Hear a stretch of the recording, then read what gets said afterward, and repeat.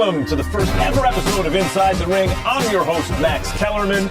That's our senior snitch. Sorry, the ring's senior insider, Mike Coppinger. The leak. That's right. The leak. The leak. No, informant sounds better, though. Informant, okay. Informant is better. Like more professional. Yeah. That sounds like a real narc. I don't know. Look, he's got a wire. Look. All right, that's Shady McCoy. You know him, one of the best running backs in football for years. And You said one of them? Yeah. Oh, come on, Shady. You think? Come on, Max. All decade, Max. How many times were you first team All-Pro? Couple times. You know, I'd lose count sometimes. Couple times. How many times, Mike? Twice. See the You snitch. sure went through? The informant. The snitch. He got it. Shady. What's the football player doing here? Shady is a boxing fan. Right, I know something. For real. And this, of course, is the man who needs no introduction. Ryan Garcia, one of the biggest stars in boxing today with something like 10 million social media. Yeah, something like that. How many of them are bots? Tell the truth. None. Did you buy any of those social None. media bots? How did you get 10? All right. What about his DMs, though? I know you don't I know want to see they popping. those. You don't want to see those. All right, time for the lead hook, guys. The Saturday night fight in Las Vegas. This is Canelo Crawford. It will be the most watched fight since Ali Spinks 2 47 years ago. How do I know this? It's on Netflix. Right. It's not on pay-per-view.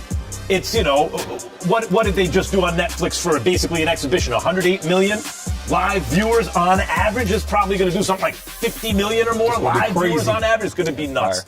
It's Canelo's elite skill, elite experience, arguably the greatest chin of all time. He's in the conversation with Jake LaMotta, Marvin Hagler, guys like that, against Terence Crawford's really his unmatched dominance in boxing over the last 10, 12, 14 years. He's never really come close to losing a professional fight across 4 weight divisions. And guys, each guy's been considered best pound for pound. Really consecutively. Canelo had that distinction in the eyes of most. Then he loses to Bivol, and then Terence Crawford is still somewhere beating up Errol Spence, right? And since then, people are like, that dude's got that crown now. Ryan, I've heard a lot about how Crawford's supposed to fight Canelo. Be Sugar Ray Leonard. Get in, get out. I don't know about that. I look at Roberto Duran.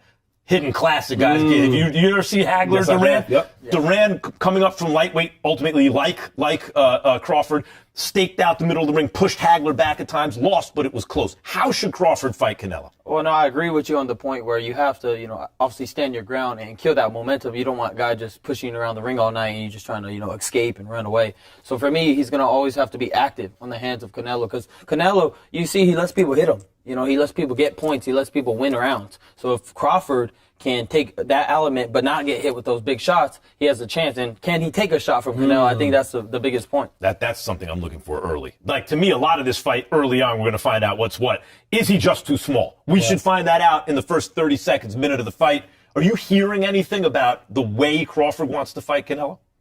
I haven't heard about how he wants to fight him. He keeps that pretty tight. But he's big. You see how big He's he is right not now? telling you because you snitch. That's right. But look, he's a freakishly strong guy. We saw against Errol Spence. He threw that guy across the ring, and Spence is no slouch. Spence is a big guy, too. Crawford's a former wrestler in high school. He has that background to lean on. But Canelo literally breaks faces with his punches. I think Canelo's power is not being underrated. He's dropped 4 of his last 5 opponents, and what happens when he drops them? They go into a shell. Well, that's a good point, Shady. That's a good point. Like, a lot's been made about Canelo not scoring a knockout in 7 fights, but that's partly because guys are running. Yeah. Real quick, Ryan, though, I need to talk to you because you know Canelo for real. So I'll make this bet. Holla at me. I got you. Max, to answer your question. Yeah. Oh, that's a good point. I just think that Canelo, in the second half of the fights, he slows down, right? I watched Canelo in his earlier days when he was the pound-for-pound king. If he's knocking you down, you're done. And I haven't really seen that where Terence Crawford, he not coming from this for a check. He come to win this fight. And I think the way he wins is you look at the way Bivol fought him, Laura, the way he fought him, Floyd, guys that are athletes that can move, that can box. You talked about his wrestling background. When they get a little close, tie him up the same way Floyd tied him up. That's how you're going to beat Canelo. But my point is tie him up and use that wrestling background and leverage and strength to walk him back. When you're a guy, even if you can't hurt him with your shots, he should be able to hit him hard enough to get respect, but break that forward momentum. And Canelo, for his part, came up, I always described him as like a short James Toney. Not the fastest feet, but fast hands, slick upper body movement, make you miss and counter. Which is wild that he didn't stop, by the way, Munguia or Berlanga, because those guys, if you look at the fights they had around Canelo, didn't look good and seem on paper to be tailor-made for him, and he still couldn't stop them because he hasn't been that slick counterpuncher in a long time. He's turned into a seek and destroy guy because, as Mike said, guys get scared, they start running from him. You've worked with Canelo and Eddie Reynoso. You've been in camp with him. You've trained with him. Is that muscle memory still there? If he hasn't done that in 7-8 fights spanning years now, is it still in him to be that slick fighter?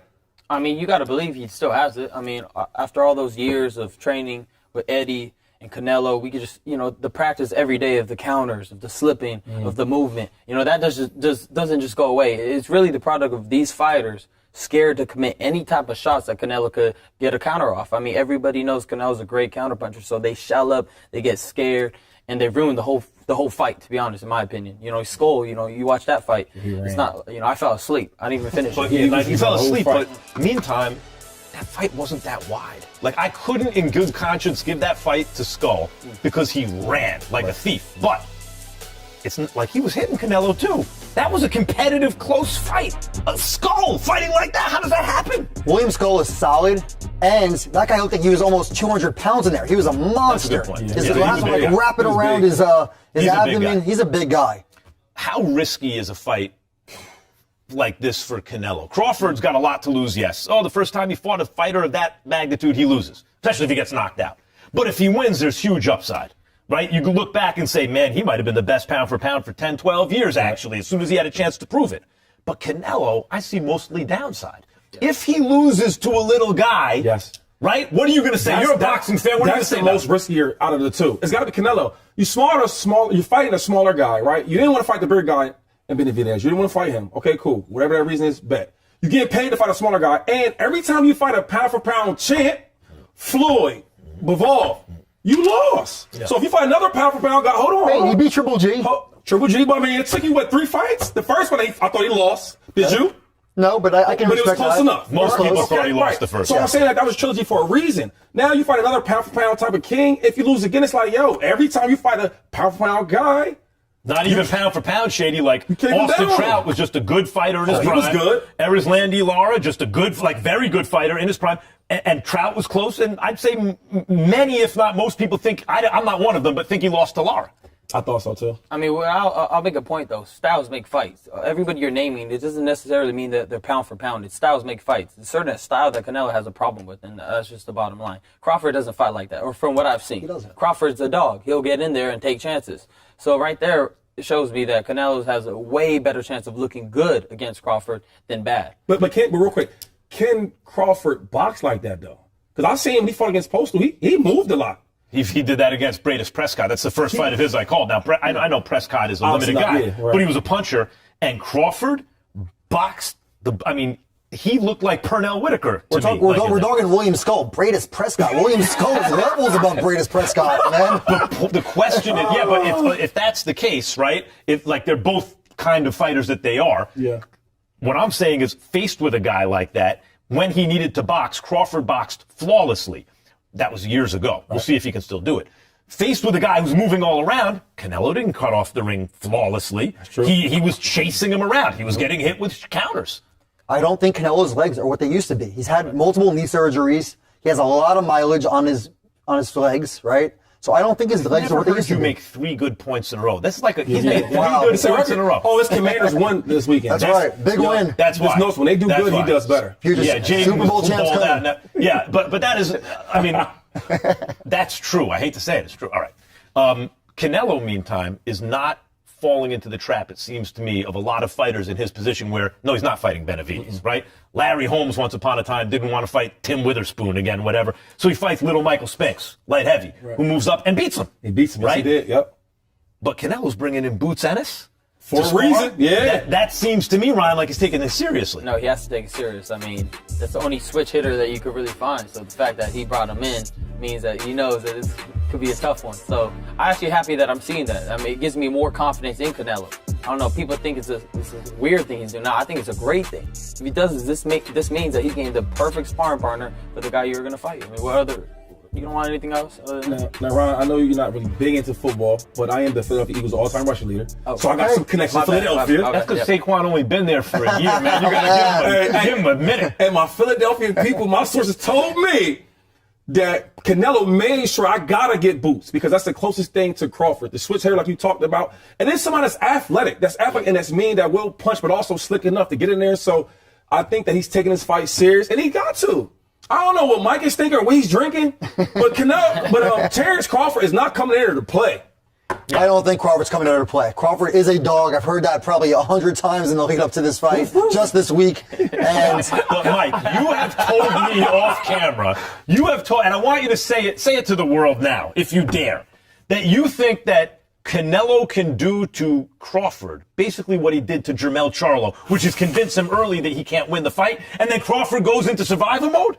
I don't think it would be quite on that level. What I think could happen is that Canelo, I think Crawford could be up on the card similar to Amir Khan going into the second half of the fight. I think that's going to happen. And I think Canelo's going to start breaking him down with body shots. I think there could be a point in the fight, Max, where Crawford feels that power and he makes a business decision because he's so competitive where he goes, I don't want to get knocked out. I got to be careful and get out of the way of those left hooks. I agree. It's an interesting point that the competitive nature of Crawford manifests itself by the end of let me not get knocked out. But I think that's a stretch.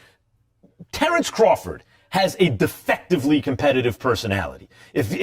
Michael Jordan has a Michael Jordan gets up in his Hall of Fame speech, starts dissing everybody who's there to support him, right? He feels competitive with everything, everyone, about everything, right? All the time. That's Crawford is so.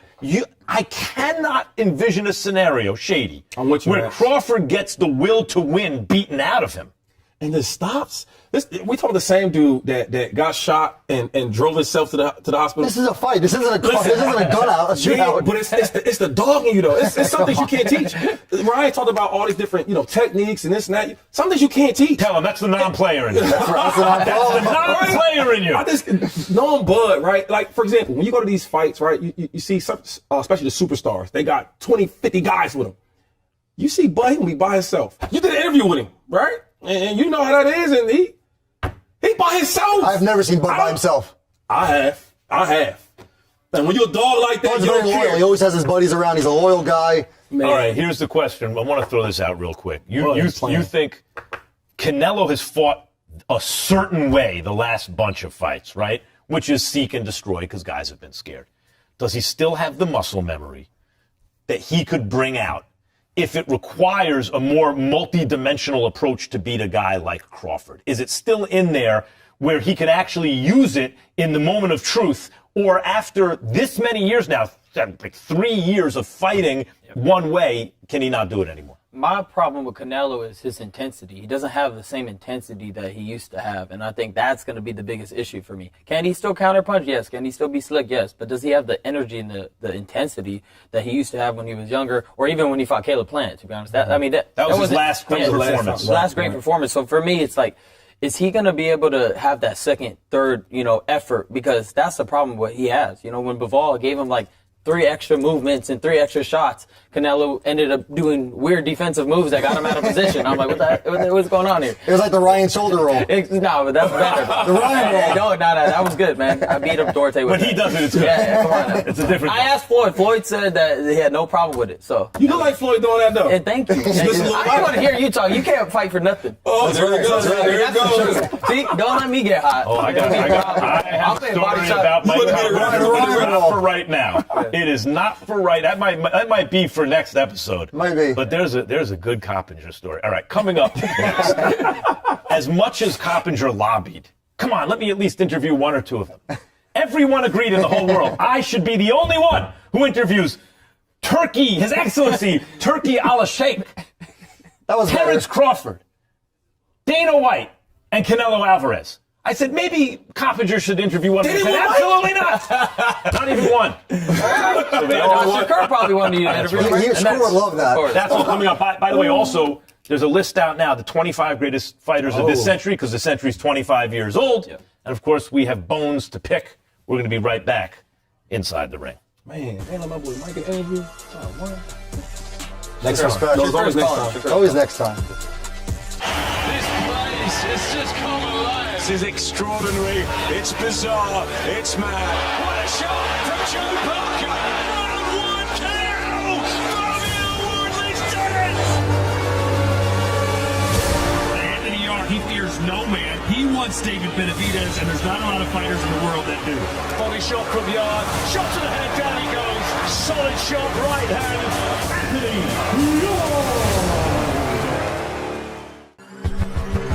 Welcome back to Inside the Ring. Max Kellerman, Mike Coppinger, LeSean Mccoy, King Ryan Garcia. I was able to sit down with His Excellency Turki Alalshikh for an interview. Guys, I have a lot to say about this, but let's watch first. So here we are, counting down the days until Canelo and Crawford.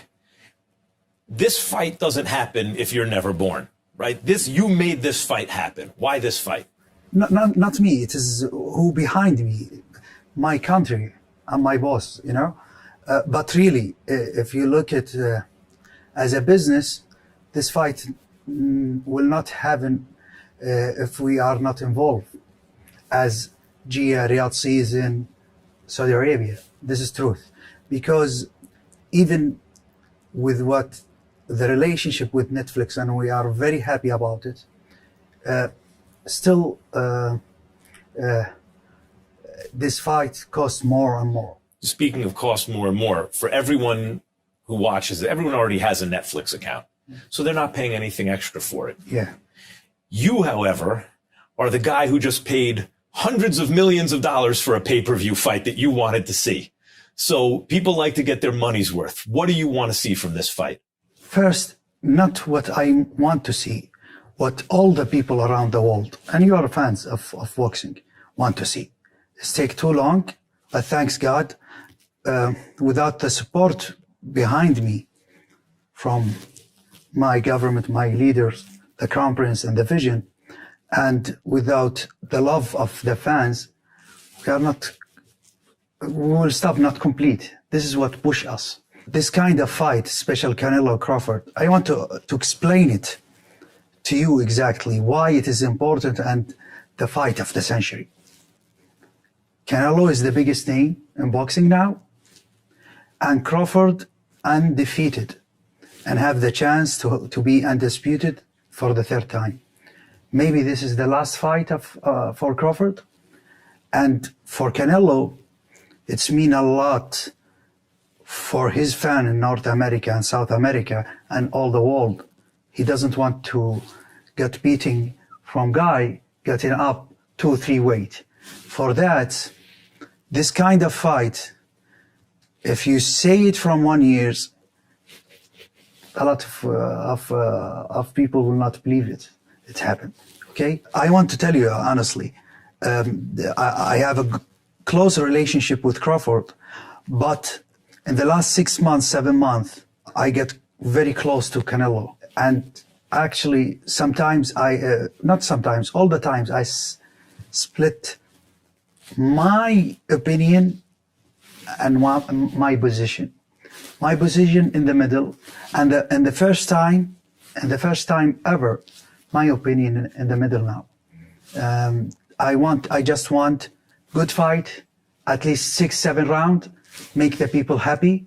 Netflix worldwide with the big machine Netflix have, and with the talent and the legend similar to you and your team behind the scene and the front, the camera.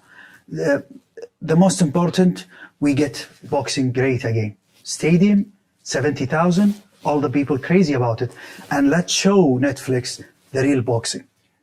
Right. This will be the most watched real prize fight since Ali Spinks 2, almost 50 years ago. So what occurs to me when you made this fight and hearing you talk about some other stuff is a fight like Canelo and Crawford captures the imagination. Because like what's going to happen? Is Crawford too small? Can he somehow pull it off? You think of something like that because you're a boxing fan. So you know as a fan what's going to capture people's imaginations because you're the fan, you're the consumer. What else can we expect coming up that will capture our imaginations? Okay, we know the two fighters, right? But actually, as a fans, me and you, the last performance for them was 100%. Why? Crawford, for the first time, fighting different kind of fighters in Los Angeles last year in 154, and Canelo for the first time fighting in my country, long trip, different fans, and Tom and Jerry, runner fighters. But this fight is different for them. It means something, it's legacy. For Canelo to make in the mind of the people that I am Canelo, who's fighting everyone, beating everyone, even he lose in the beginning against Mayweather. He have a courage and fight Bevel to weight more, okay? But it is Canelo who's fighting everyone, and Crawford who's undefeated. I think Crawford has a luck now and has the chance, and he deserves it, at least in the end of his career, the great career he have. Okay, he doesn't have it before. I don't know why, and he deserves it. And let's see. Everyone no one wanted to fight him. No one. No one wanted to fight, and there's so much on the line for Crawford, because if he loses, he never beat anybody and then he lost to Canelo. If he wins, oh my God, maybe he was the best fighter for the last 10, 12 years. Yeah. Right? Three and this, weight. Yeah. It's record. It's crazy. But what I mean is you have plans, obviously. And here's a fight that captures the imagination of the boxing public. What else do you have planned down the line that will capture our imagination? We will announce very big card this week after the big fight. It is Japanese against the world card. It will be in December. The main event is Inoue, but let's see his result now. And we are planning, of course, Canelo will get back to my country between February to March, something like this, for second fight. Win or lose? Win or lose, of course. We have still 2 fights more with Canelo, and we are thinking and planning to offer for him also at least 2 fights more in 27.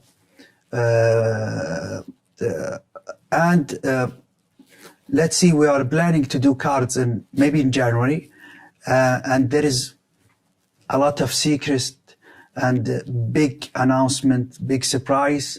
Maybe it will be exclusive with you and your new program, inshallah, next week, for the next year. Something, at least 3 big events. You cannot imagine. Before you tell Coppinger. Yeah, I want you to tell me first. I will tell you. And don't tell Coppinger. Of course.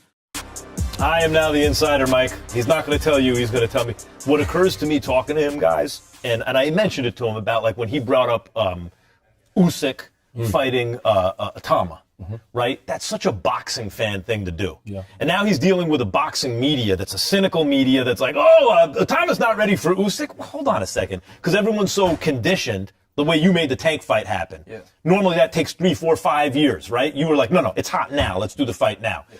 A real boxing fan knows after Tama's last fight, what's actually on everyone's mind is Tama and Usyk. Boxing fans, right? So he throws it out there.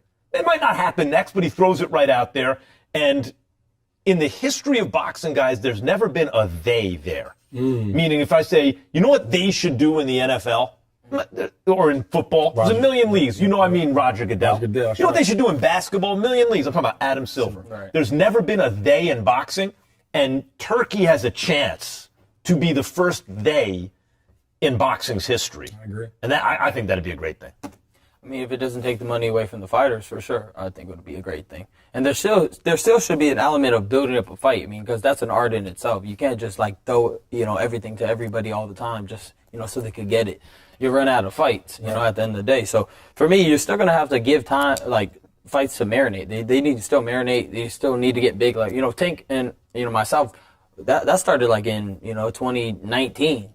So, it took a little while, but I think that's always necessary in boxing. It's kind of like, again, entertainment. It's like the WWE in a way. You got to have these characters, you got to build them, and then you got to have the fight. Yeah, you got people are only interested in stories insofar as they're interested in their characters. But the reason I said it's important to have a they there, guys, now, Professor Kellerman, gather around, young children. Uncle Max wants to give you an economics lesson. Come on, OJ. Marketplaces, and boxing is a laissez-faire marketplace, has been throughout its history, meaning anything goes, right? markets are very good at allocating resources in the short term. They efficiently put resources where they need to be. But over longer horizons, it's good to have some kind of central authority that's trying to get certain outcomes, right? Because it's not just reacting to what's now. That's all short-term incentives. It's thinking down the line, okay?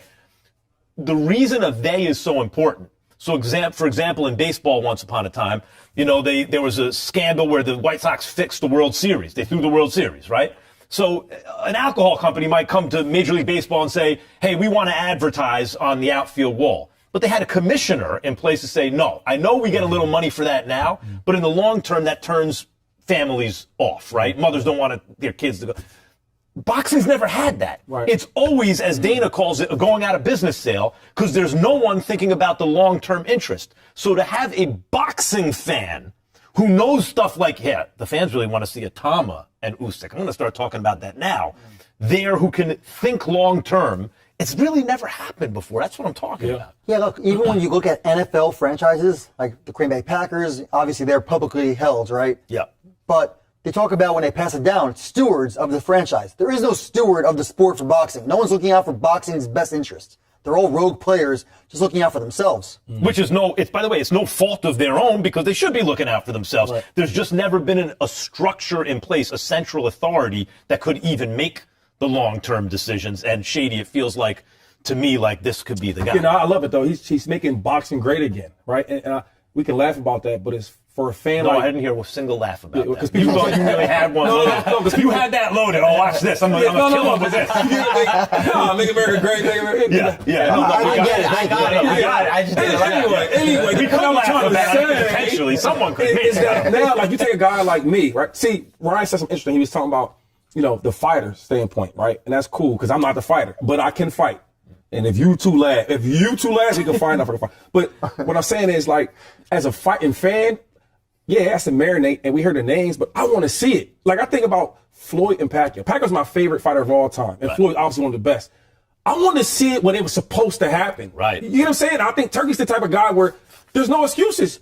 Money can't be an issue, right? It can't be this side and that side going different ways. When he's in the middle, the guy you talking about, it's him. So he's going to make all these fights That's happen. a good point, too, Ryan. Like, you're right. Things have to ripen, but don't let them rot on the vine, right? Somebody has to have good timing. That's the key. Like, if you don't have good timing and somebody doesn't understand, okay, this has been marinated a little too long or not enough. How did you not turn off your phone? Yeah, right. That's an amateur move. Come on, man. And we hope Max, rookie. You the captain. You got to find him. We got to have a quarterback. We're gonna have a talk after this. Sorry, guys. Oh my God. Guys, ESPN published a list, which they do. Thank God for ESPN publishing a list like this. Gives us more to talk about.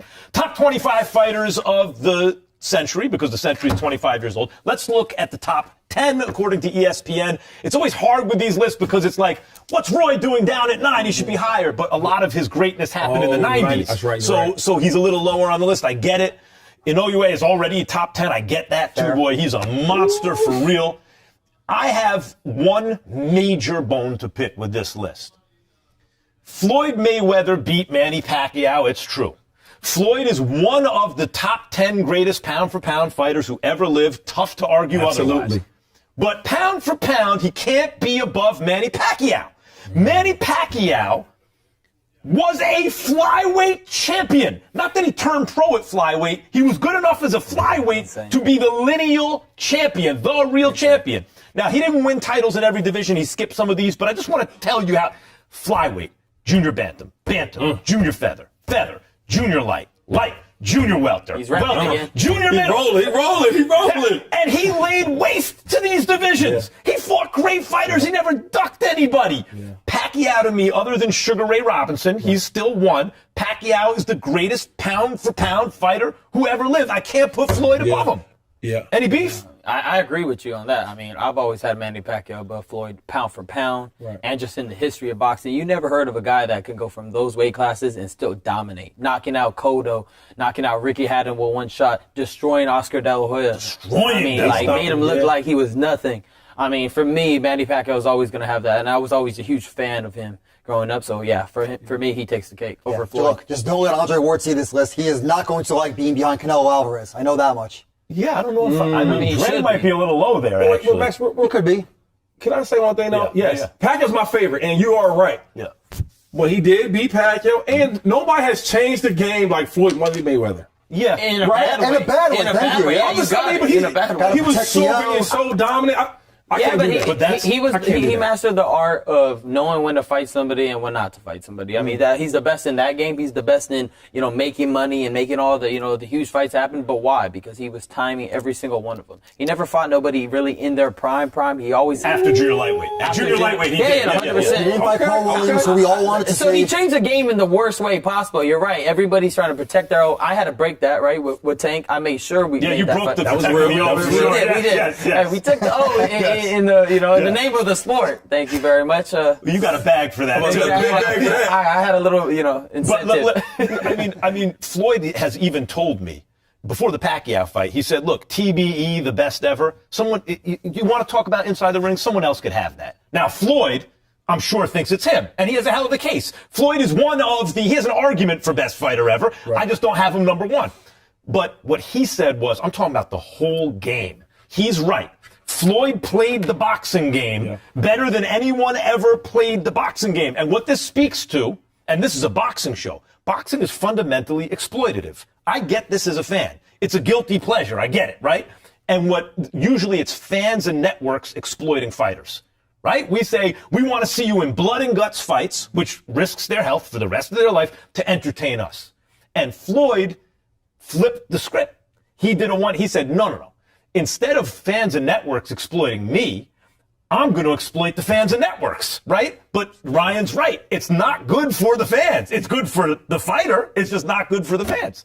I just knowing everybody, all the 50 opponents you put in front of me, other than Conor McGregor, I beat them all of them. He beat Conor. No, but I'm just saying because I don't think he's a don't real count fighter. him? And it's like, and then you could say when you fought him or when you didn't fight him. When we did fight, you lost. Hey, Jose Yeah, Luis but Castillo, that that's first very fight. vague. I don't know. That was good. That was good. Yeah, but the fact that Pacquiao could even compete, Floyd will tell you that's a tough fight. Yeah. The fact that Pacquiao, at his size, one day could compete with Floyd like Right, that. right. I can't That's put spe- Floyd that's above him. special. That is Any other special. beef on there? You mentioned Andre Ward. I think maybe Marquez could be a little higher. Like I wouldn't mind Marquez and Crawford potentially switching spots. I don't have a big issue with it, but Marquez fought everybody. I mean, dude knocked out Manny Pacquiao out cold. 4 great fights with Pacquiao. One thing I got to say too, I know it didn't all happen since 2000. Roy in his prime, guys. Roy in his prime and was right, and Floyd was in his prime at the same time. Not a single person on earth looked at them and said, "You think Floyd's as good as Roy?" Right. Roy was so much better than everyone in boxing. Maybe they had it wrong though. That's why, Maybe is Floyd that is why they better have than Roy. beef? Nah. They low-key do. Roy's special though. Of course. Roy was. You talking Roy about was a boxer? different. Roy was an Superman, athlete. yeah. Yeah, Roy was great. Now, after all this fun, we have to do Cops Corner. That's Okay, coming. okay. We've had fun. Everyone's waiting for it. Now you know? it's time. You have to have your vegetables. Mike Coppinger is going to get into Cops Corner. That's okay. The moment of truth then for Kell Brook. The big fight he's been chasing for years has finally arrived. But it arrives at middleweight against the man universally recognized as the most fearsome middleweight on the planet and one of the greatest of all time. It's a massive step up. It's a massive gamble for the Sheffield man. He's never been hit like that before. The response coming back from Brook. Good success against Golovkin. What a first round this has been. Wow. UCL uppercut electrifies the arena. Unbelievable.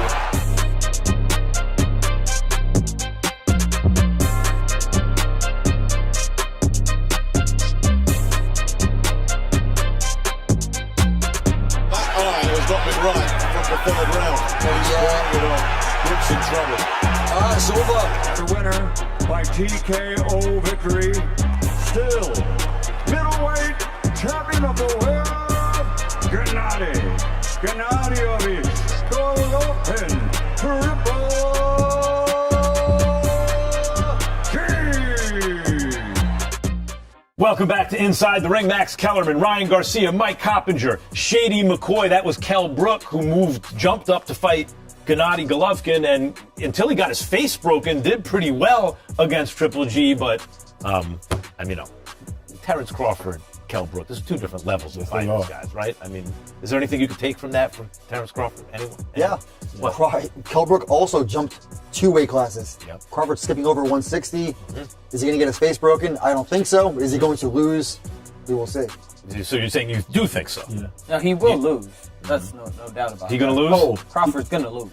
It's just how he's gonna lose. nah. Well, at any rate, I sat down with Terence Bud Crawford, who, if he wins, guys like me gonna say he's really the best pound for pound for 12 straight years. He gonna win. Who's ever done that in the history of boxing? It's me and Terence Crawford.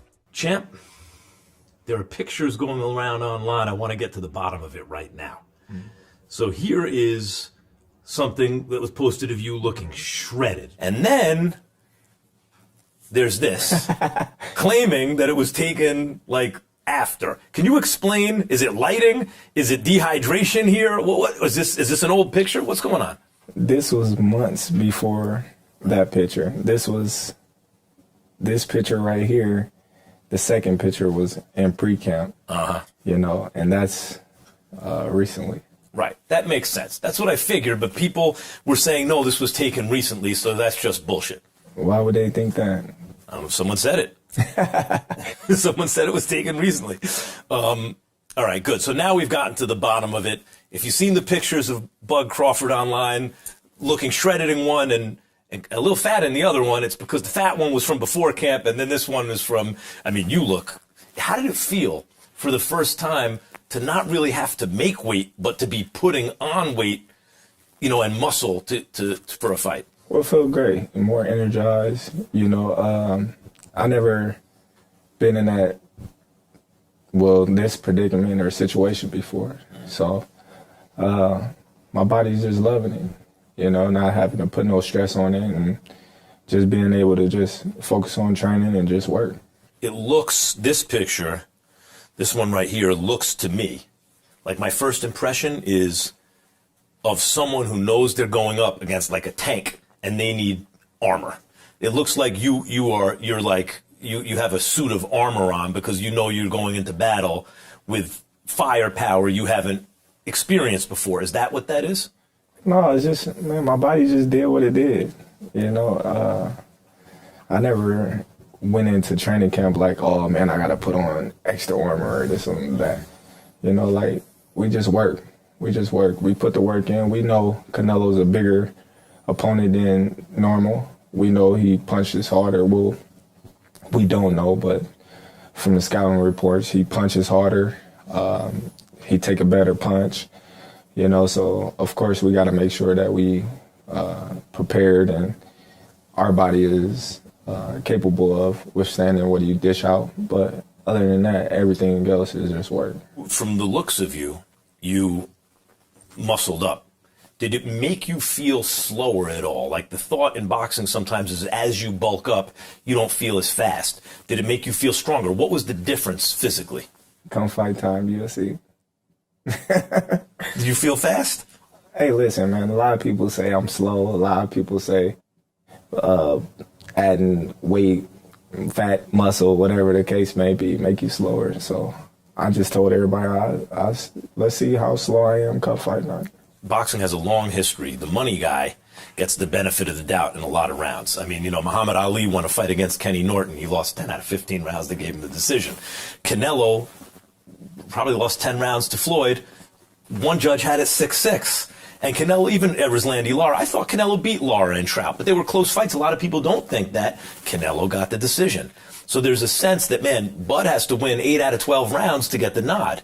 Do you think, or is that the way you're thinking? Well, no, that ain't the way I'm thinking, but it's definitely been something that was mentioned, that we talked about, not giving away rounds, making sure we in control of the whole fight and not letting up. So, you know, we definitely aware of things like that, but we can't focus on that.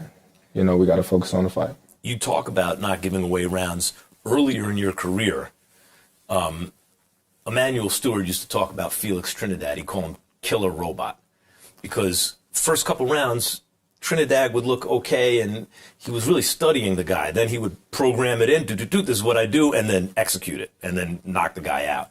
And different style than Trinidad, but I always thought of you the same way. First 2 or 3 rounds, Bud Crawford and the other guys sometimes don't look that much different. But boy, by round 5 or 6, Bud figured him out, and then he just beats the hell out of him. Are you saying for Canelo, you don't have that luxury of those early rounds to study him as much, that you have to get to work from round 1? We got to win every round. Every round. We got to win every round possible, you know, from 1 to 12, if it goes that long. Are you aware, I assume you are, but let me ask, of the old adage in boxing, the great big man beats the good big man beats the good little man? But that's what they say, but it's not always the case. You know, when you look at all the great little mans that moved up in weight, they beat the great big man. You know, a lot of people, they running with that narrative. Who came up with that? Well, they just noticed through the years, man, for 100 years, you're right, there have been examples. I'm saying, who came up with that? I don't know if there was a... See, don't nobody know. Name the person. Don't nobody know who came up with that, and everybody just running with it because they don't know what they talking about. You know, when we look at the history of boxing, more little men moved up in weight to beat the bigger man than boxing. More little men. When you talk about Floyd Mayweather, and when you talk about De La Hoya, when you talk about Pacquiao, when you talk about Sugar Ray Leonard, when you talk about Roberto Duran, when you talk about Canelo Alvarez, when you talk about Terence Crawford, when you talk about Shakur Stevenson, I can name fighters for days that was smaller, that moved up in weight consistently and was successful. No question. You're naming some great fighters. So it happens. But I think the point of the saying is that's all well and good when that fighter is fighting a regular fighter or even a good fighter. But when that great fighter moves up to fight another great fighter, a dude who can do a lot of stuff that he can do, but he's naturally bigger, I think that's what it speaks to. Are you on a different level than Canelo? We're going to see. Saturday, we're going to see. What does he do that impresses you? He do a lot of that impressed me. I'm a big fan of Canelo. I've been watching Canelo for years. You know, I can't say one thing that he don't do good. You know, he got great balance. He got great counter punching ability. He got great defense. He got great punch selection. He got great feints, great power, great left hook, great overhand right. You know, he's a great fighter. So, you know, he's going to bring the best out of me. And come Saturday, everybody, you know, will give Terence Crawford his props when he be victorious. Your biggest moment of your career so far, even if in retrospect this fight was, but your biggest moment was the Spence fight. Mm-hmm. And that was viewed by people like me as a 50-50 type of fight. And that was one of the most staggering performances in that type of fight going in the history of boxing. I think about Floyd and Corrales, stuff like that. Like one fights they're going in, it's like, oh, who's going to win? And coming out, it's like, oh my God, I don't care what happened, how old they were. That dude was always going to beat that dude. Is it possible for you to fight at an even higher level than that? Is it possible for you to have a performance that supplants that Spence performance as that was Crawford on his best night at the age of 38? I ain't 38, I'm 37. 7, all right. But Saturday, we'll see. Hold on, when's your birthday? The 28th. Of this month? Yeah. Come on, man, that's close enough. No, man, I'm 37. It ain't no close enough. 37. All right. Don't be putting extra I got you by a couple 37. Weeks. A couple weeks makes all the difference. It does. Can you do it at that age to have the greatest night? Because I think you are going to have the greatest night of your life. Let me show you. That's it. That's all I can say is let me show you.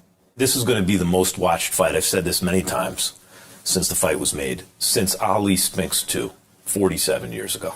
Because it's on Netflix. Everyone has a subscription already.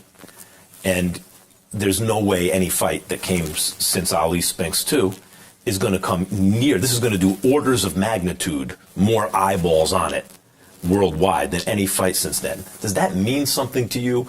A guy who, when you were coming up, Adrian Bronner, right, and fighters who were drawing a lot of attention to themselves with their antics and stuff like that were getting the press. and you just kept your head down and went about your work. And now you're involved at this fight, like the cream rose. Does that mean something to you to have done it the way you did it and now arrive at this moment? For sure. You know, it means a lot to me because I felt like I never sold my soul to get where I'm at right now. You know, I didn't have to put on a show to get where I'm at now. I was just myself. A lot of people, you know, including my promoters and things like that, say, "Oh, well, you need to do this. You need to talk like this. You need to act like." No, I'm gonna be me, regardless. I'm gonna be me. If you don't like it, then so be it. Y'all not talking about my performances in the ring, which always should matters. You know, is how I perform in the ring. You know, y'all talking about, you know, you don't have no personality. I'm like, okay, well, that's your personal opinion because you want me to act like a clown, you know, and I'm not going to act like no clown. I'm going to act like me, you know. Off the camera, they say, "Oh, well, man, you got a great personality. Why you don't do this on the camera? Why you don't do this?" Man, listen, I'm going to do what I want to do and how I want to do it, and I'm going to do it my way. And so many people criticize me, telling me, "Oh, man, he's a bad businessman," or "He's this, he need to talk this way, he need to sign with PBC, he shouldn't have re-signed with Top Rank," and this and that and this. Look where I'm at right now for doing it my way.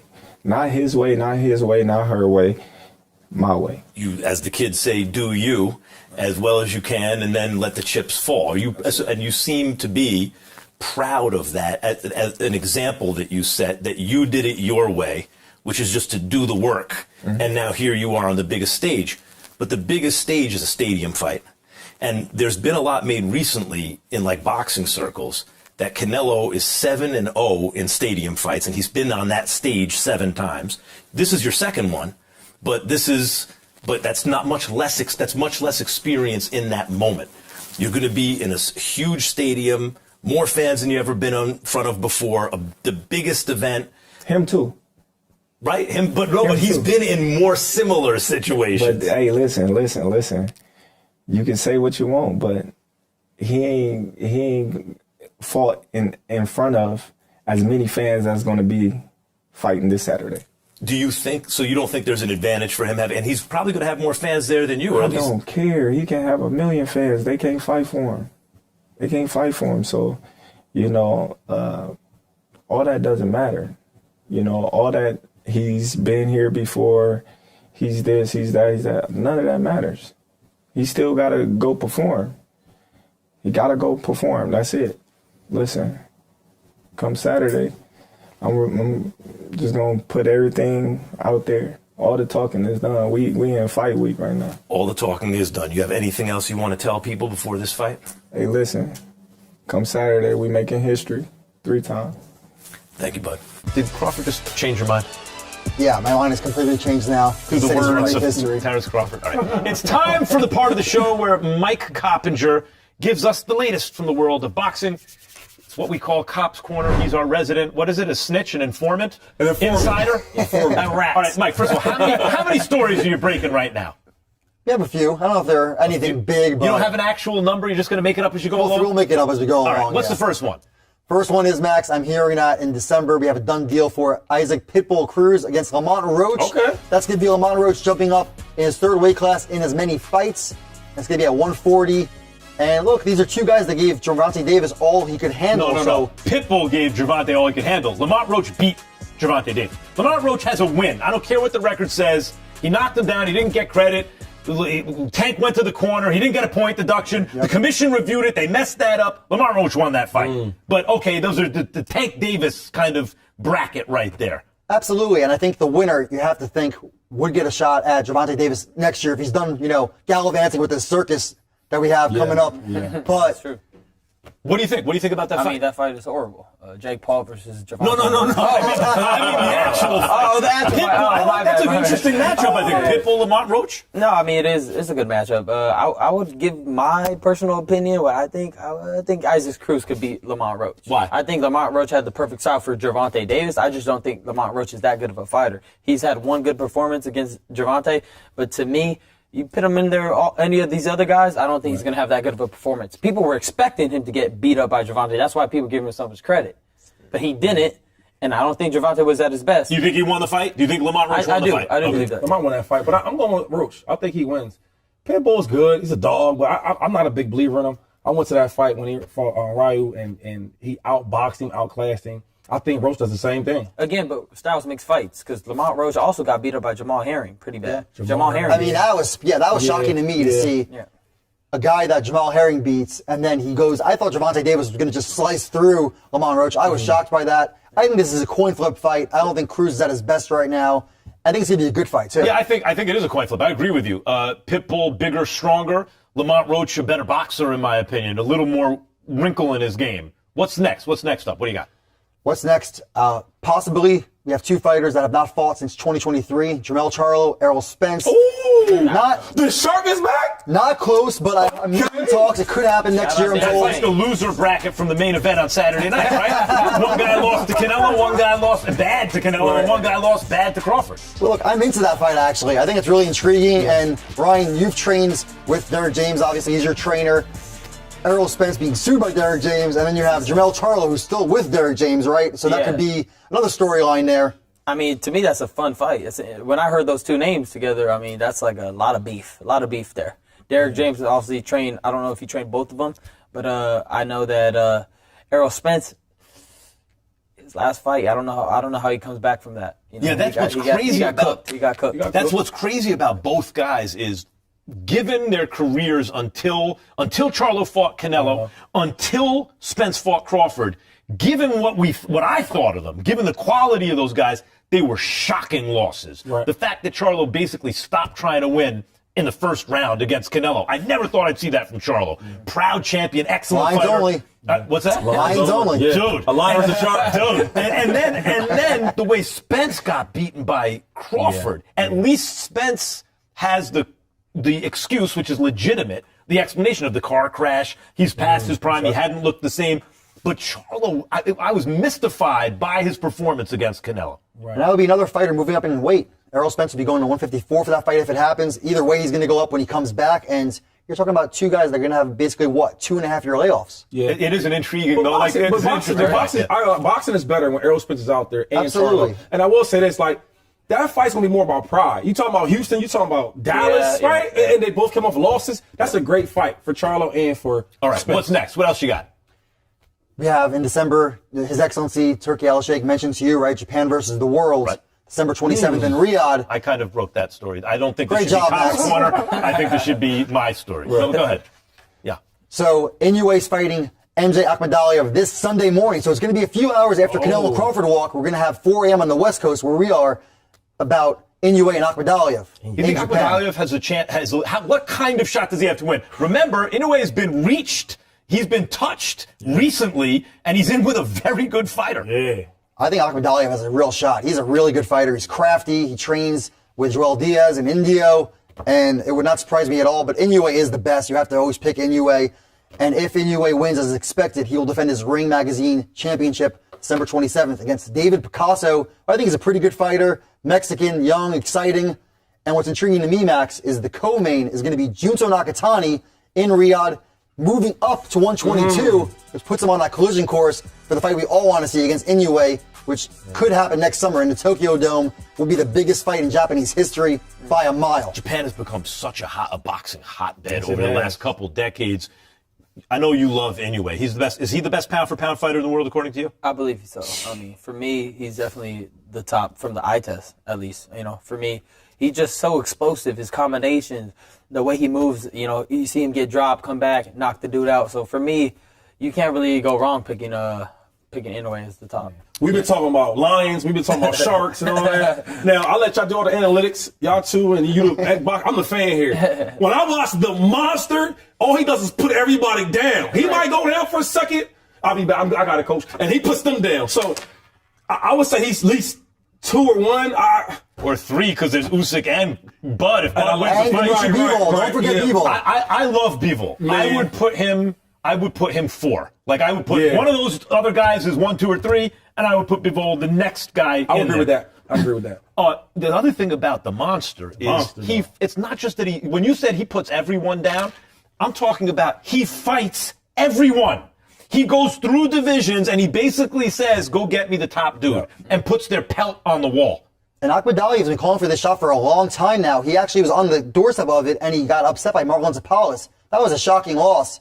I think Akhmadali was a lot better than he showed in that fight, and I think this is a real barn burner. Inoue is the reality of what Tank Davis is marketed as, right?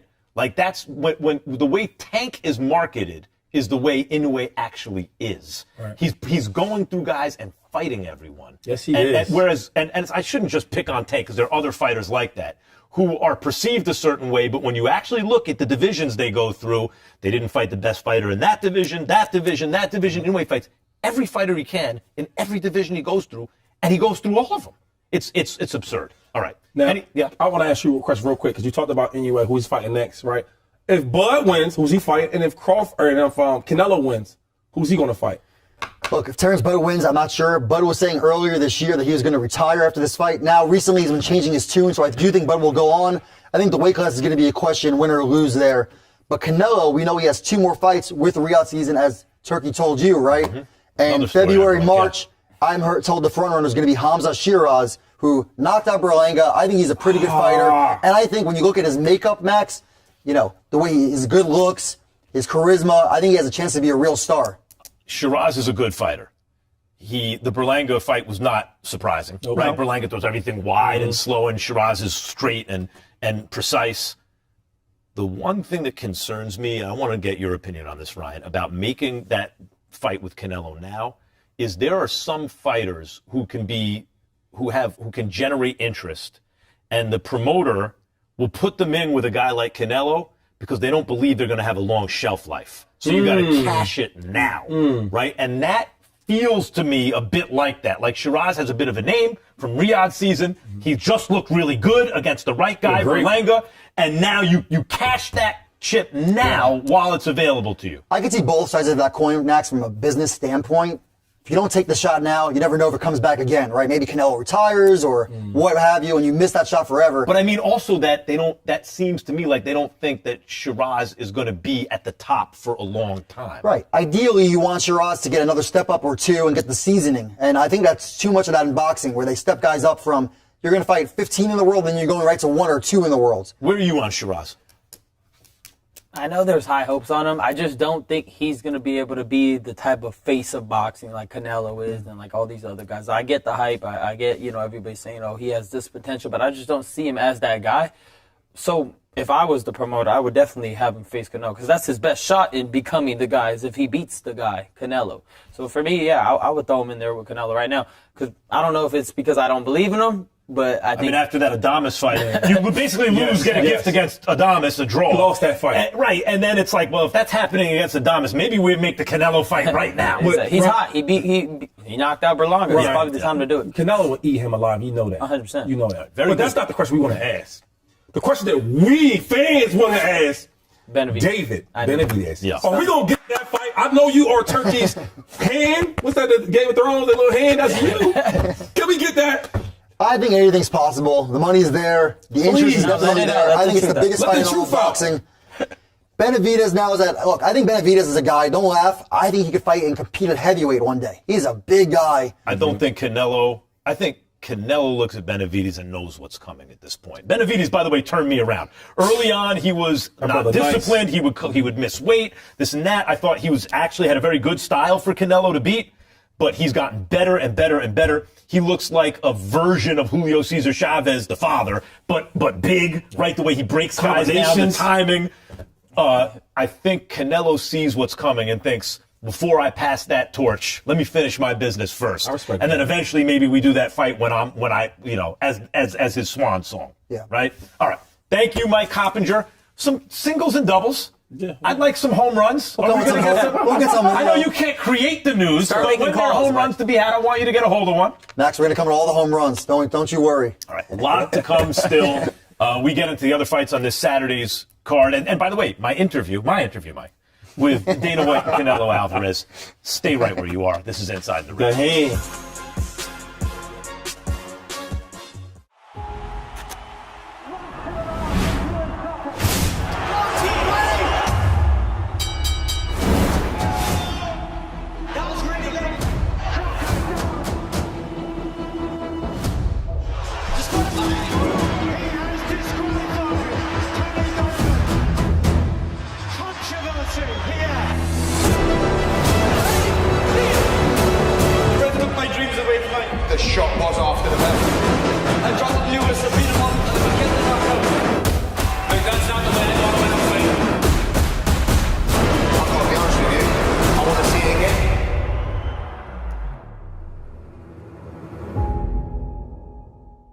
Welcome back to Inside the Ring. Max Kellerman, Ryan Garcia, Mike Coppinger, Shady McCoy. Yesterday, I sat down with Dana White. Dana, the UFC headquarters, where we are right now, is like a tribute to boxing, right? Every room you go into, it's like incredible, priceless artwork. And it's not like you're showing this to the outside world. This is for you. Right.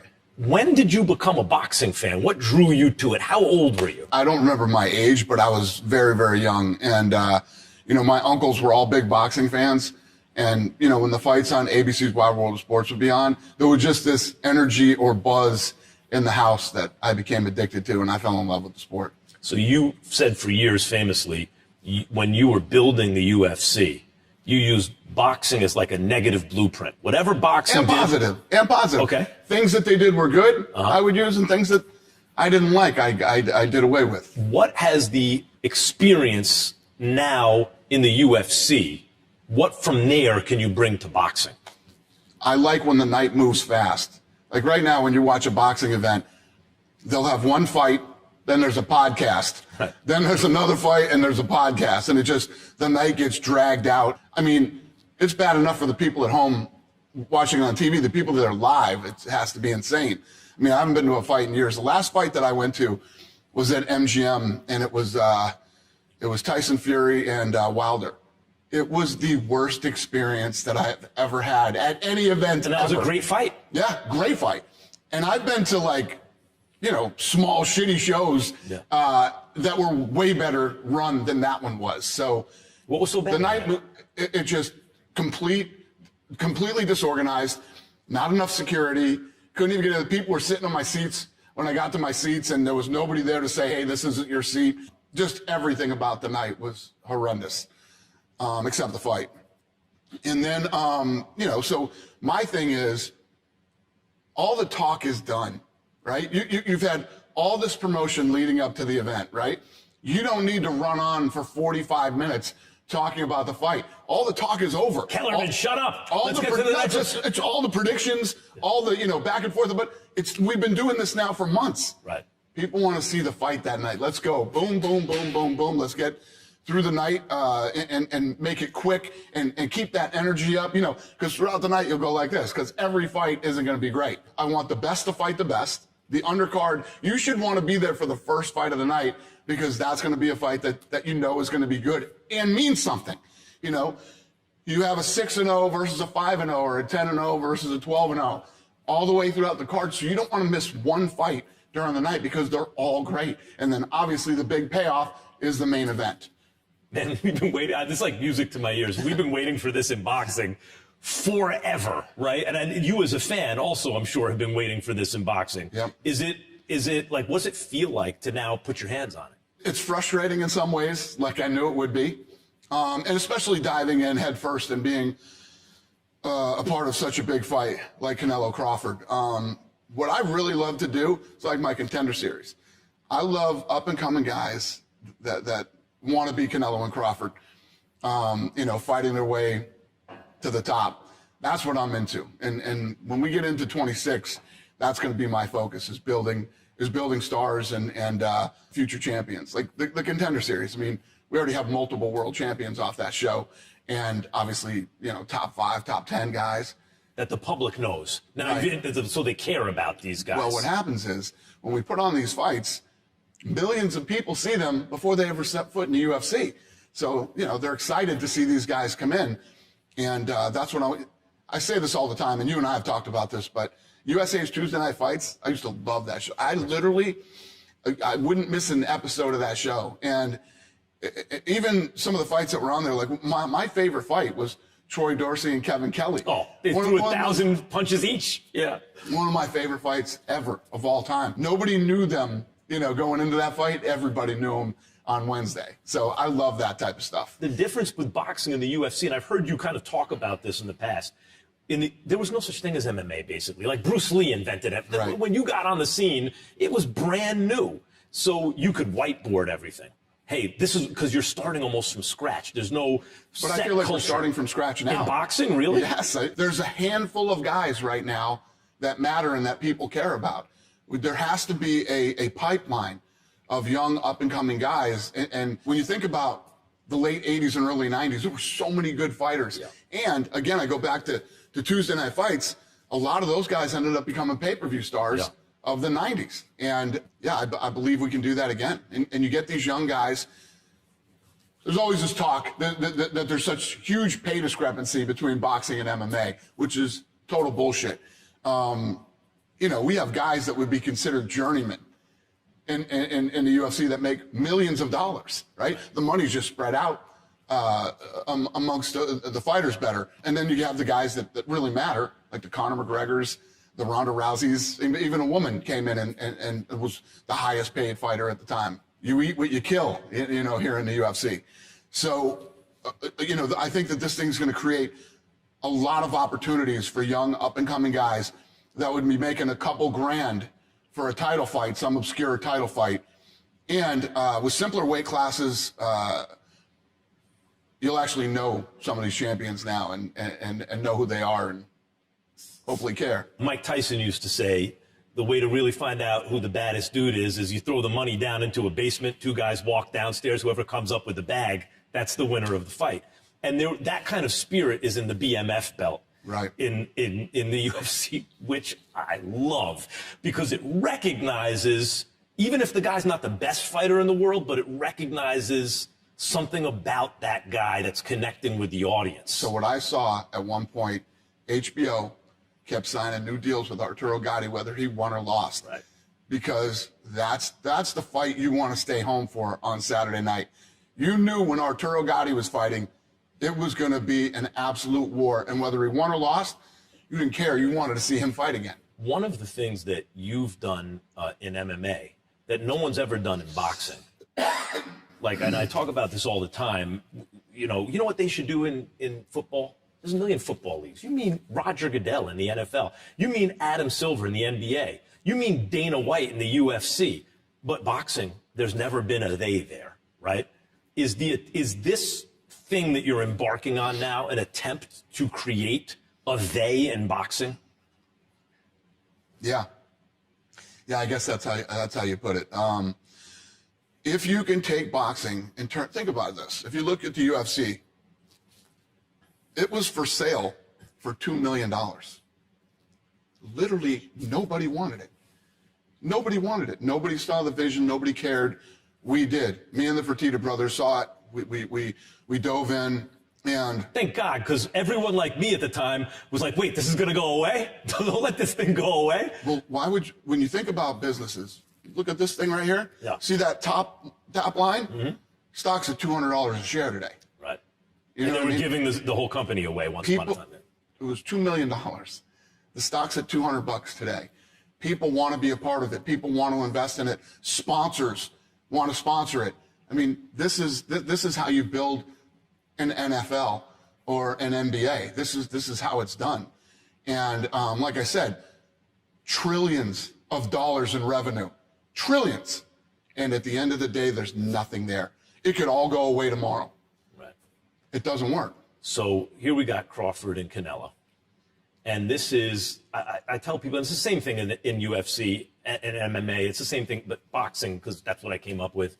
The best, I don't care what else, Super Bowl kickoff but if, Mayweather Pacquiao's about to happen, some fight like that, ding, ding, round one, you're recording the other thing. You have to watch that live, right? Crawford Canelo seems to me to be one of those fights that's irresistible. What's going to happen? Is Canelo just too big for him? Can Crawford actually pull this off? Right? For you, what captures your imagination about this fight? That's why I call this fight a once-in-a-lifetime fight. When you have, a guy like Crawford who's undefeated and is willing to move up in weight and fight somebody like Canelo, this is what it's all about. I mean, two of the all-time best, right? Putting it all on the line. Every time you put on a fight, what makes people care about it is what's at stake. Right? That's why some of this celebrity stuff that happens, I think it's goofy. It's not what I do, but I completely understand that, this celebrity versus this celebrity, and you just want to see the train wreck and see who's going to win. I totally get it.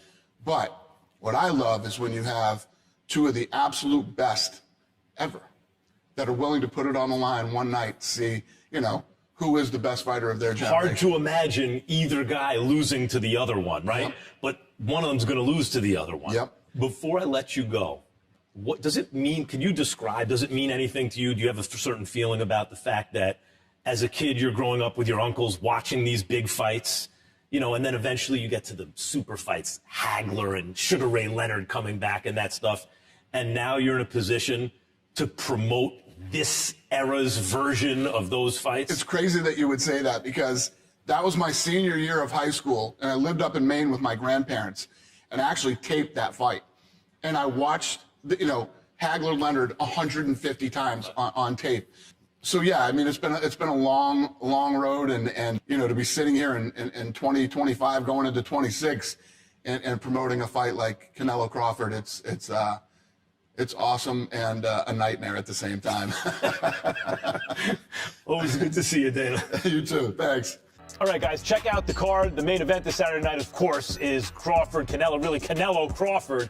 But here's the co-main, Callum Walsh and Fernando Vargas. They're both undefeated. Obviously, Fernando Vargas Jr., that's Fernando Vargas, the great fighter's son. Callum Walsh has been a Dana White project in boxing, right? He's been behind Callum Walsh. Mike, what are you looking for in that fight? I think it's going to be all action, Max. And Callum Walsh is becoming an attraction right now with Dana White's help. Irish. Fernando Vargas talks a great game. Son of the legend, like you said. Well, not about legends, but... And these are fighters, I think. Wait, Fernando Vargas? I don't think Fernando I don't think he's a legend. Well, That's a bit, I was going a little over the top with legend. He's a very good I mean, fighter. I'll tell you this, Hall though. of Famer? Or? Hall of Famer? Hold on. Yes. He beat Ike Quartey easy at a time when Ike Quartey He was got a game. robbery over Winky Wright. Robbery. He fought Ike Quartey, Winky Wright, Oscar De La Hoya. Oscar beat him to a pulp. He did. He lost to Oscar for sure. He gave Trinidad a great fight. did. That was Yes, a he did. classic He's a really good fight. fighter. Yeah, he was a good fighter, yo. But I misspoke when I said legend. I don't want to be, you know. Hey. Brutal. Legend. Okay, but no, legend. Okay, but Hall of Famer. You're going to Fernando Vargas. Yeah, you know what it was? I caught it on the prompter, and that's where it said legend. Maybe you wrote that, Max. I don't know. The producer. Oh, they made a mistake. They made a mistake. Oh, you know, I caught that, and Yeah, that's cool. But what do you think about Vargas Jr.? You know, I haven't really watched too much of him. I gotta be honest here. I actually have not watched one of his fights, but I do hope for. By too much. I didn't know he existed. That was super honest. I would be real. I don't know what he looks like, Let's but be I heard real. he's good. Here's my impression of Wait, you guys. let's watch. Yeah. Vargas Jr. is talented, but there's more than that. He fights with charisma. Yes, he does. Some guys fight with charisma. You fight with, I know it's like a weird thing to say, Macho but you Camacho. fight with charisma. There's something about it that's like electric and interesting to watch. Yeah. And Vargas Jr. has that. But the question for all guys like that, especially when they're coming up, especially if they're being promoted because their dad is a famous fighter, is what happens when the going gets rough with Vargas Jr.? let me stop you right here, though. The best fight by far on this undercard is Christian Mbili versus Lester Martinez. I agree. That is the fight we should be talking about. That's the highest quality fight. And Mbili is a knockout puncher, aggressive boxer puncher, who bows and arrows. Like he throws that jab, the right hand comes back. I think he's vulnerable. If he's the guy with breakout star potential on the undercard, if he gets rid of Lester Martinez in impressive fashion. But I don't know that he wins the fight. Lester Martinez throws nice short hooks and like good counters for a guy like him. I think this fight has a real shot, and this one's not appropriately to be fight of the year. Martinez comes straight forward. They both throw big shots. They're both wildly aggressive, and the winner's going to be in line for a future shot at Canelo, I think. Lester Martinez, Crawford's sparring partner for the Canelo fight, right? He's That's nice. sparring. And hey, with him. shocker, Lester Martinez is picking Crawford. Well, wow. because he's fought him a lot. Okay, coming up, Ryan Garcia takes us inside the lab to break down Canelo's style. Ryan Garcia, of course, famously trained in Canelo's camp with Eddie Reynoso. You keep it right here. This is Inside the Ring. Right, are we sparring or no? I might do a little something.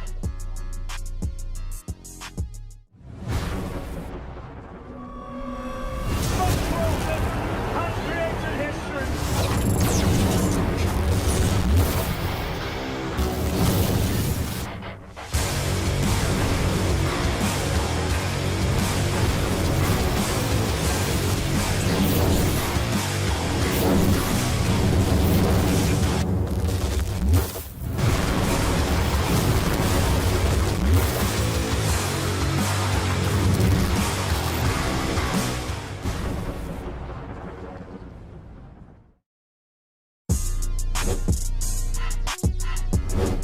Welcome back to Inside the Ring. Max Kellerman and King Ryan Garcia.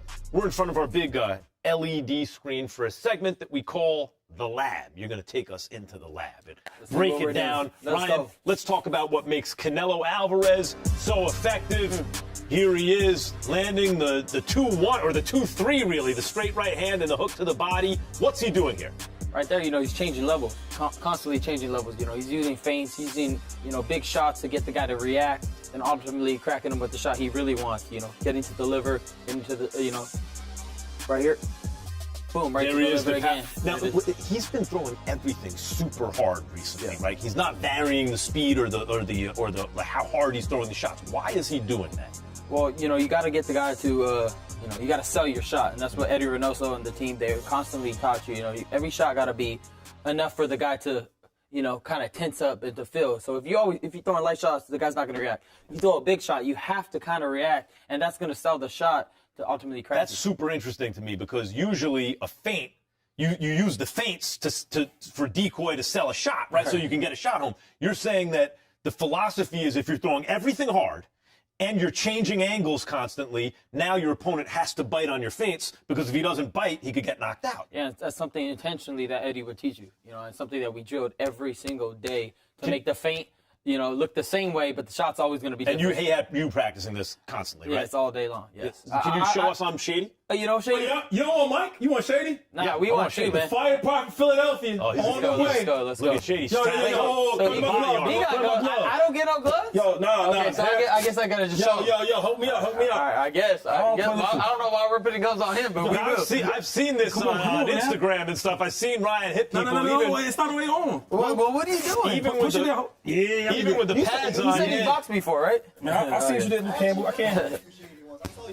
Didn't you break someone's ribs who had something? Yeah, I did. Okay, so I just want to show them like a little quick example. What we learned at the Eddie Reynoso camp. Okay. You're right here. You see the level change? Yeah, I see that shit. So he's either going to find an uppercut from here. Level change. Okay. Oh. See a shot over here, or it's a level change. Boom. Right, I felt that. Right. Because then they go. I felt that. Right there. See, now I'm just trying to hit you. You know what I'm saying? Okay, things are breaking here. Okay, so again. You trying to break me? So again, it's going to be like this all night for Canelo. He's going to be right here. He's going to come here. Shoot an uppercut here. Sometimes you see him fake with the right hand and then a jab. You know what I mean? So everything that Canelo's going to do is always going to come off a feint. But that's the one thing that is actually going to be the key for Crawford. He's going to see that tail all night long, which is, see that? That little bend? But how do you know what's coming off of that? Because he could he'll bend the uppercut. That's the thing, you don't. Right. But it's your shot to either get out the way or make a move. Because he has to set. Every time Canelo does this, he has to set. You never see Canelo just throw a punch. Never. It's always, Yup. he's setting every single time, and I think that's the cue. So that breaks his rhythm. Crawford punches when Canelo sets and then gets out of it. And that's what Floyd was doing perfect. He would time Canelo's rhythm. So Canelo would be here, and then Floyd would throw a jab. Right. Jab. Jab. Boom. And then when he knows Canelo's going to make that move, then he could go into a defensive posture and get out of there. What I find illuminating about all this is I really have been wondering in recent fights, why is Canelo throwing, it's so predictable. Everything is so hard, but if he's doing it to set up feints, so now you have to constantly react, that's got to take a lot out of the other guy too. Oh, 100%. Because if you guess wrong on a feint, it's lights out. I mean, what happened to Khan? He guessed wrong and got knocked out cold. All right. Oh, Matt, before we go, because I represent Blood Terence Crawford. Yeah. Go ahead. And I know Ryan Garcia. What is this right here? Been in the gym with Canelo Alvarez. Yes, sir. Right, so you keep talking about this body punching. Show the world what you got. All right, give me a glove. You want me right here. No, these are my gloves. Let's go, boy. These are my gloves. This is how he makes a living. What are we doing here? You want it or not? No, don't Let's do it. go, Don't boy. do it. Don't do it. I'm gonna break. Let's go. He's a professional. Let's go. I ain't gonna get you though. Yeah, give him a glove. Crawford, baby. You should have gave me a glove. Give me a glove. Crawford, baby. It's fine. It's okay. It's Still to come, my sit-down interview with Canelo Alvarez. You didn't want to give him that glove, right? We'll be right back. More inside the ring. Give him. I just want to see it one time with That's the what glove. Blood gonna do, dog. He's gonna take that. Jerome Boots Ennis. Professional championship style beatdown by Boots Ennis.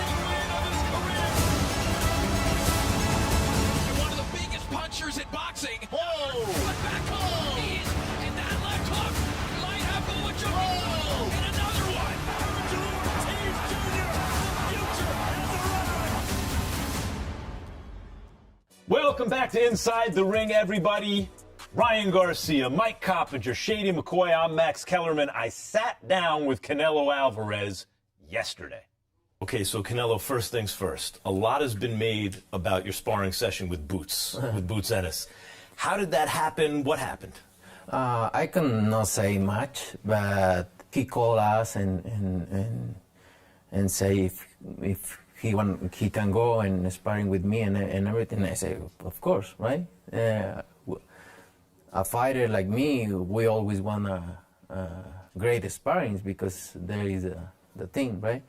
And I have history with the family because 14 years ago, his older brother helped me for Sugar Shane Motley and Alfonso Gomez. So it's Derek Ennis. So he helped me. So he was 14 years old at that time, by the way. And it was good, very good. And I'm very grateful with him because he made that time to go and give me a good work. Was he there to be your sparring partner to get you ready for Crawford? So was he imitating Crawford's style for you, or he was just fighting? No, he did his thing. Oh. He do both guards too. He switch and everything, and helped me really good. I think about the kind of fighter you've been. You're a very well-rounded fighter. But early in your career, I used to think about you like James Toney. Good puncher and all that, but really very slick upper body movement. You used to like to lie against the ropes sometimes and let guys try to hit you and counter punch. You loved when a guy came to you and just beat him up. And then when you got to super middleweight, at a certain point, it looked to me like guys just started running. So you had to start chasing them. And the last, 6, 7, 8 fights, I don't see the old Canelo who was slick making guys miss. I see a seek and destroy fighter. Do you, first of all, why? Am I right about because that? Why did that happen? You don't need it. Because I don't need it with that kind of fighters. They are slower than me. So I don't need to start moving or keep moving if I know I don't need to do something, why I'm gonna do it. If I need it, I'm gonna do it.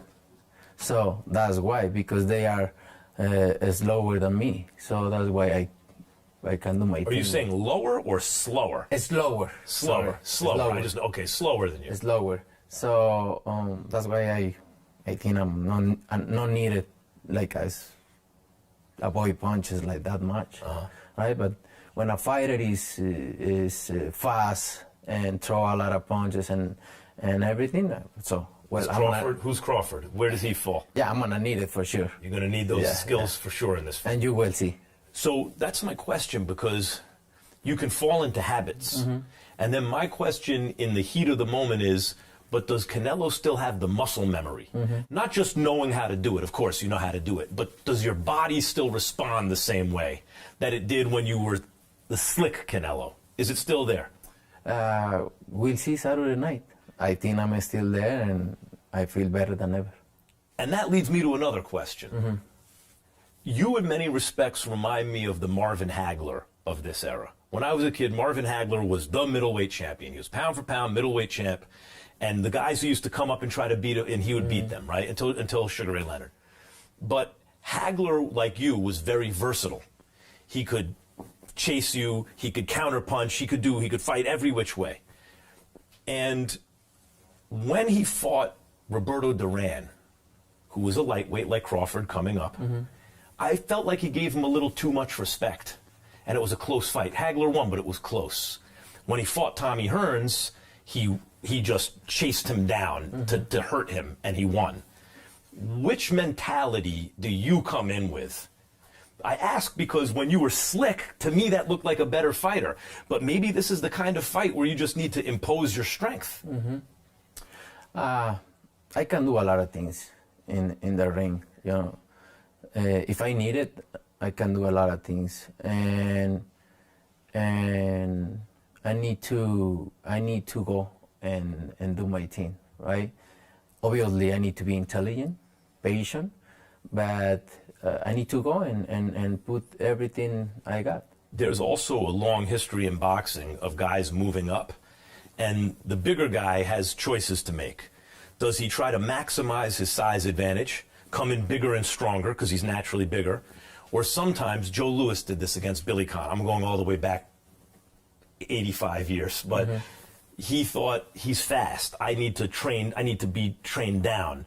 And he won the fight, but it was tricky. It was close. Maybe not the best strategy for him to. Did you think about that with Crawford? That I either need to be bigger and stronger and maximize that advantage, or do I need to slim down to increase my speed? I need both. And I think you can't do both. You either have to be bigger or smaller, no? Yeah, in 168, I feel like I can do both. No, but like I say, with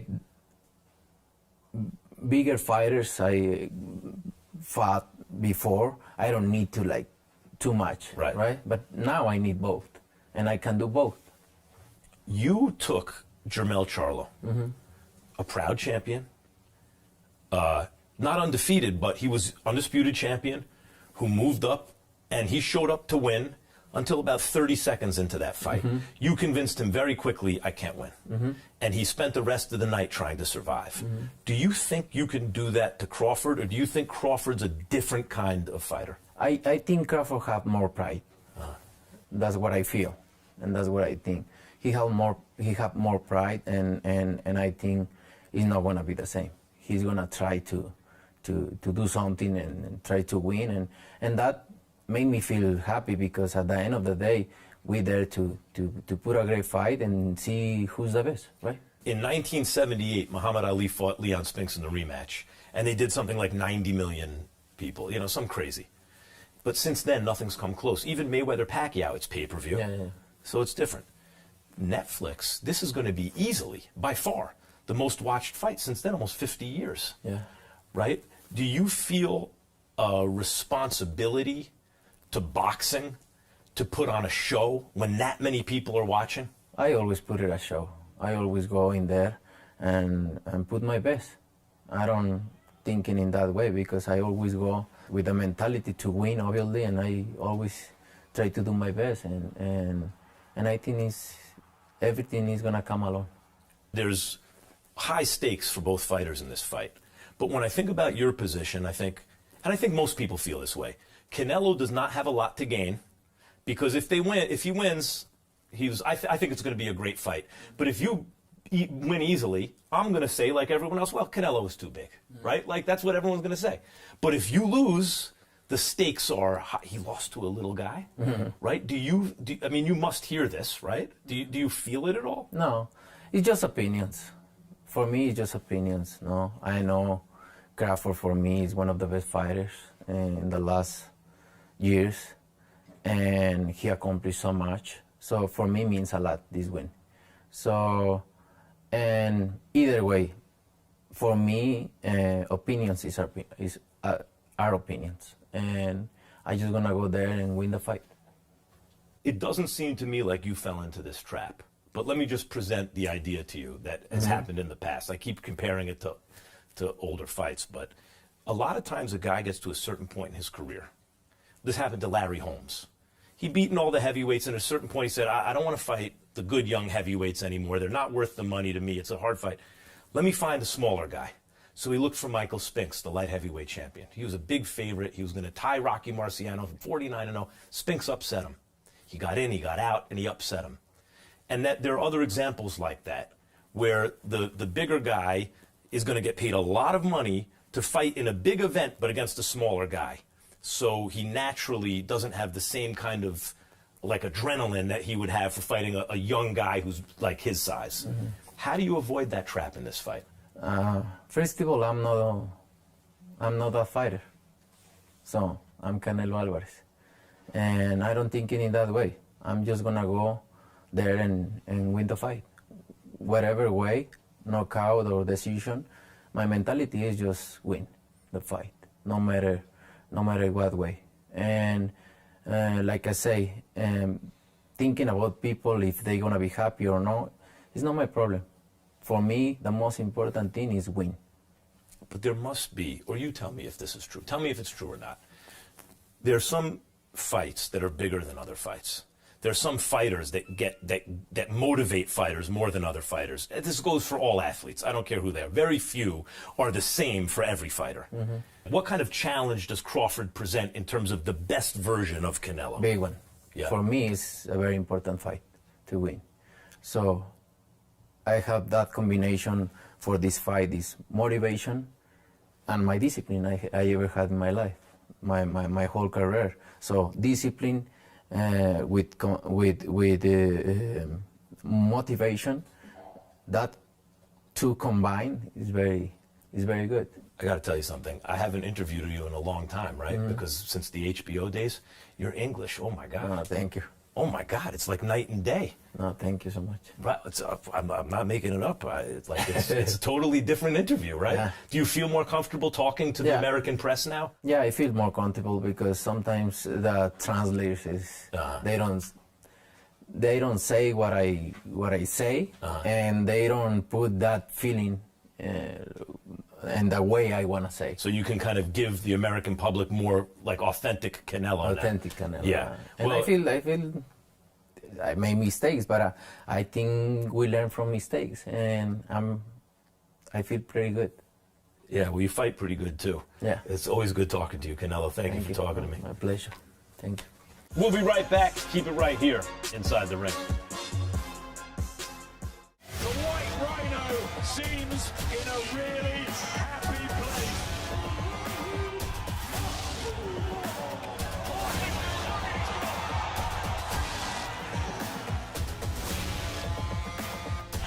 This place has just come alive. This is extraordinary. It's bizarre. It's mad. What a shot from Joe Parker. One KO. Romeo Woodley's done it. Welcome back to Inside the Ring. I'm Max Kellerman. That's Ryan Garcia. That's Mike Coppinger. That's LeSean Mccoy. And debuting Thursday, that's tomorrow, 11 p.m. Eastern. Yeah, it's late. On DAZN is the new series, The Underdog. And one of the headliners is Anthony Olasquaga. And he sat down and hung out with us.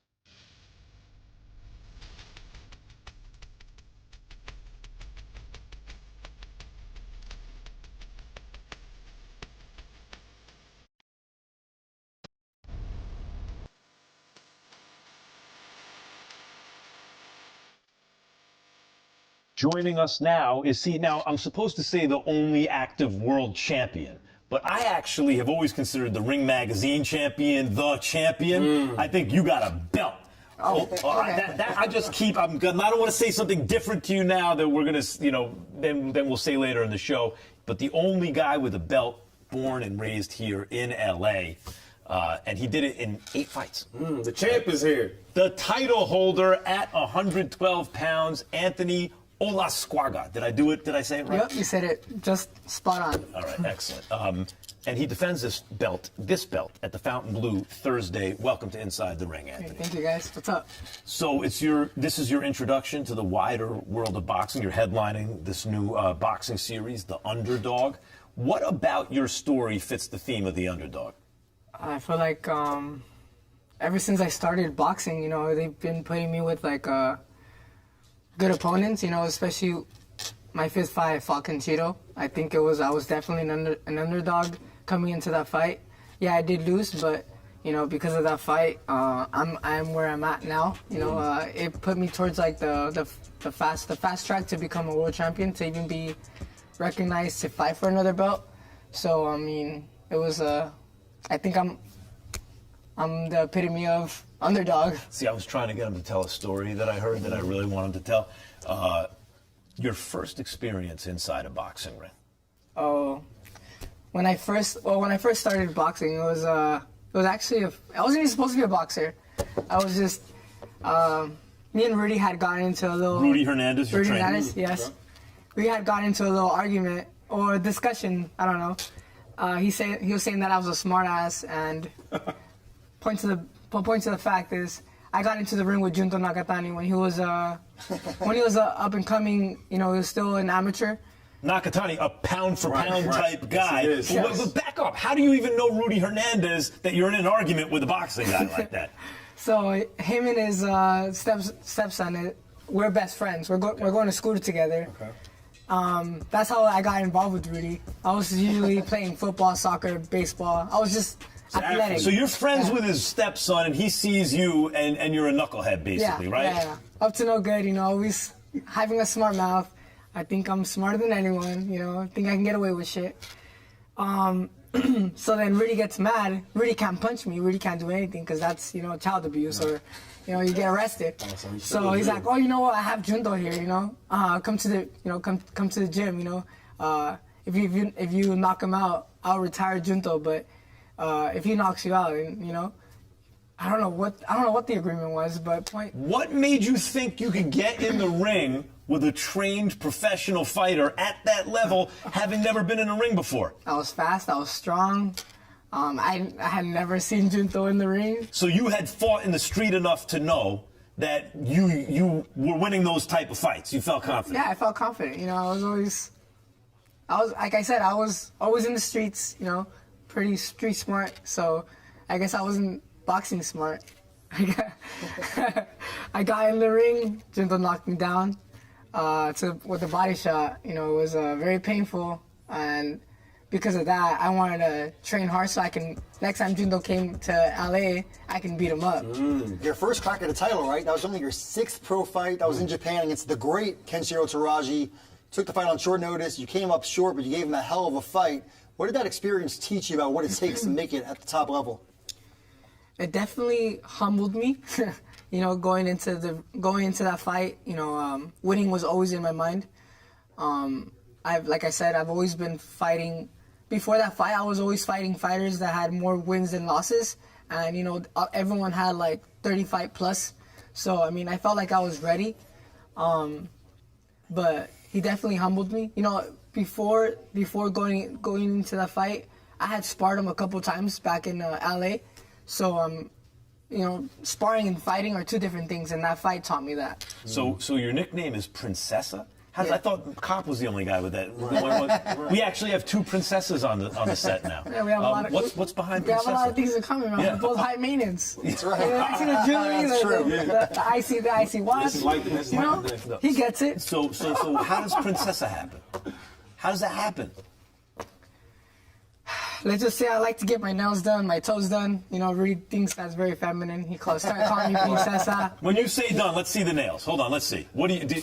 No, that's you mean like a pedicure or a manicure? I'm not getting them painted, but I used to get them. Rudy, what's wrong with him getting his nails done? He's not getting them done like that. Skincare is good. Yeah, It's just a pedicure, manicure, no good? Rudy, Let's get this guy a sponsorship deal. Come on. Yeah. There's money on the table. Rudy's an old school boxing guy. What do you know? So Rudy doesn't wear none of that moisturizer, no toner, no nothing. Okay, toner, okay, this guy knows what he's doing. You want them with swag, though. I seen the swag, seen the belt. I see the way you dress. Yeah. I do want to talk about this, though, because you talked earlier about your upbringing with Max, right? And you talked about the mentality you did when you had to take that fight in Japan at late notice.